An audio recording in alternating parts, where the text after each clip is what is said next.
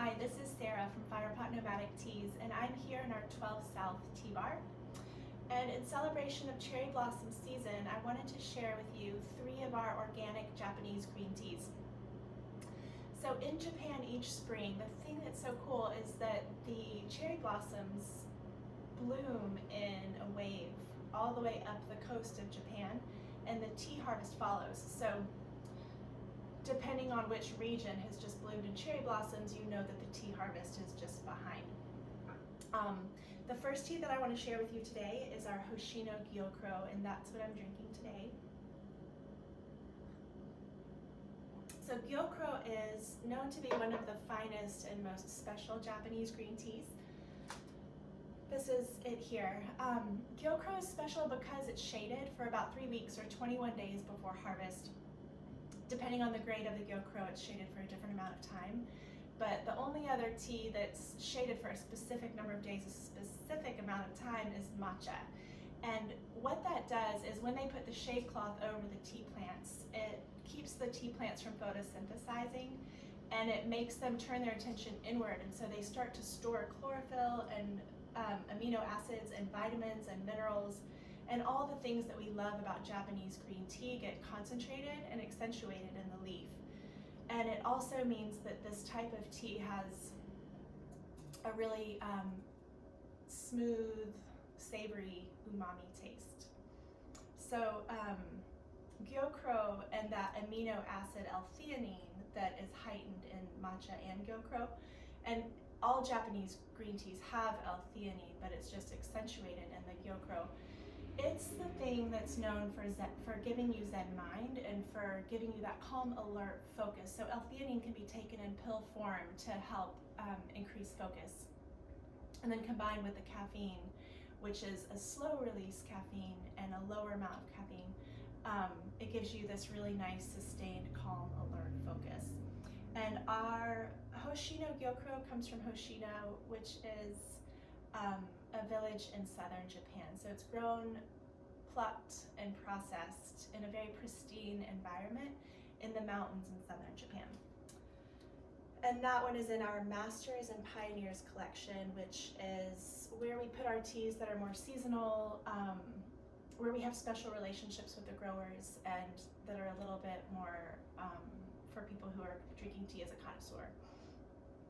And then the second tea that I want to share with you is Genmai cha. Genmai cha means brown rice tea. So this is one of the classic types of Japanese tea. Just like Gyokuro, there's very specific types of tea in Japan. And Genmai cha is, again, brown rice tea, and so it is combined with toasted brown sticky rice.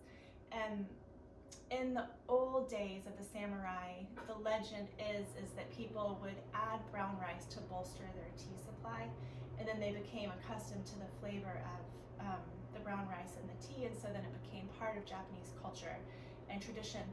This type of tea is really, from the rice, very grounding, very savory. It's really, really nice with food, especially with sushi. And this one's also grown in southern Japan, on an organic garden there that's really beautiful. It's in Kagoshima. And then the third tea is also from Kagoshima, from the same garden that the Genmai cha is from, and this one's called kukicha. So kukicha means twig tea, and it's usually they have different plucking standards, but usually when they're processing tea, depending on where they are in the world and what the plucking standard is, they'll harvest maybe the top terminal bud or the top bud and the 2 leaves, or maybe 6 leaves down for certain oolongs. But for kukicha, they're also harvesting the twig. So they cut the top of the tea plant off, each stalk. And so this tea has twigs in it, and that means that it's lower in caffeine because the caffeine's concentrated in the buds and the leaves of the tea plant. So it's lower in caffeine. It's also really alkalining for the system, and that comes from the amino acids and also from the lower caffeine. But they say that a system that is alkaline versus acidic cannot harbor disease. And so if people are on a macrobiotic diet or trying to manage the acidity in their system, they love kukicha for that reason, for creating a disease-free environment inside the body. This tea has such a beautiful, beautiful color and a really light, unique flavor that's like bamboo stalks and chestnuts, and it's really beautiful cold brewed. It just steeps up the most beautiful color, and because it's twigs and not just leaves, it's a great price point. So those are the 3 Japanese organic green teas that we carry at the tea bar and at firepot.com.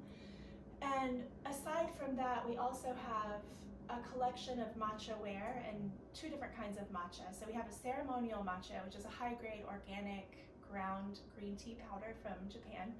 And we use that in all of our tea bar drinks, whether it's a cardamom matcha latte or a matcha soda. That's what we put in all of our tea bar drinks. But then we also have a tea called amai matcha, and in Japan, amai means sweet, and so the amai matcha is mixed with an organic raw sugar. So this one's really good for baking or for a sweet matcha latte or for smoothies or any place where where you want to blend it with other ingredients or other flavors. So enjoy your spring, and thank you for joining me here today. I hope to see you at our tea bar in Nashville once we're able to reopen. And in the meantime, we do have free shipping at firepot.com, so you can visit us there and just stay tuned for recipes and updates and more videos like this.